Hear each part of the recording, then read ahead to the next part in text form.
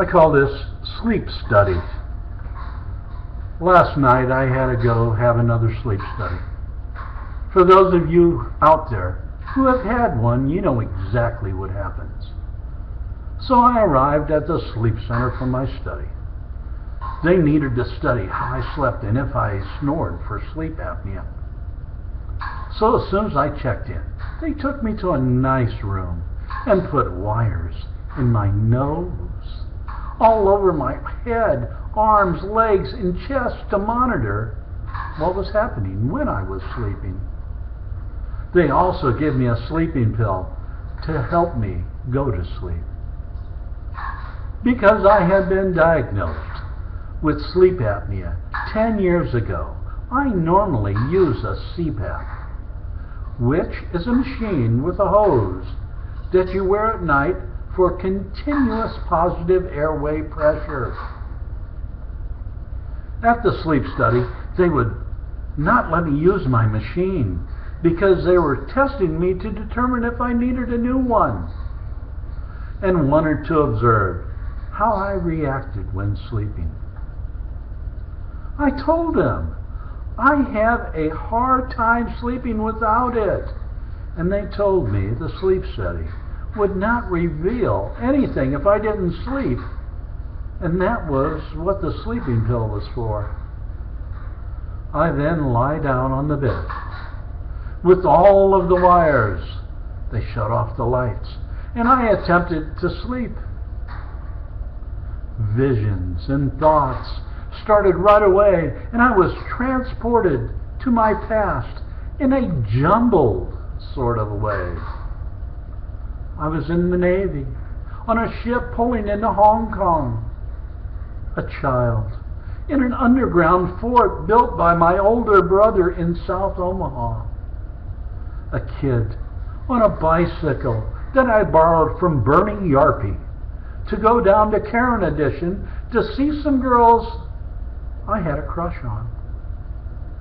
Walking into the American Legion in Subic Bay, Philippines, and meeting the most unforgettable character of my life, Dawson Brockway Campbell. In the backseat of a car with a date in San Diego when Brock asked me if farts were lumpy. See, I told you it was jumbled. In the casinos, playing blackjack in San Juan, Puerto Rico with my friend Wes Carey. Then I was remembering when I saw my future wife at a wedding rehearsal. And I remembered that I said to myself that I wish I was marrying her. Funny, all of the things that rush through the mind when you're trying to blank it out and sleep. So I tried again to blank it out, only to remember hitchhiking after school from 24th and L to 72nd and L to go to work at Pepsi, where I seemed to remember only good times. Working at Bronco Burgers on 24th with my buddy Danny Hallgren. Into my mind flashed riding the rivers in Vietnam on the Whitfield County with the best bunch of shipmates a sailor could ever want. My brothers and sisters, most still in Omaha, with a brother in Texas and a brother in California. I must have drifted off because I woke and had to use the restroom.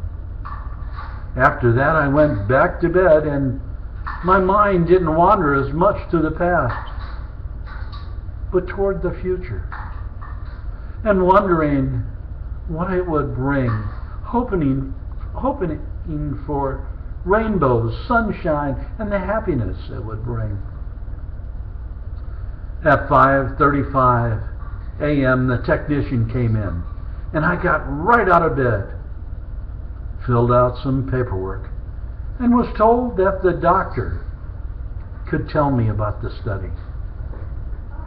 So I got in my car and came back home and wrote this. Now this might have been interesting to you.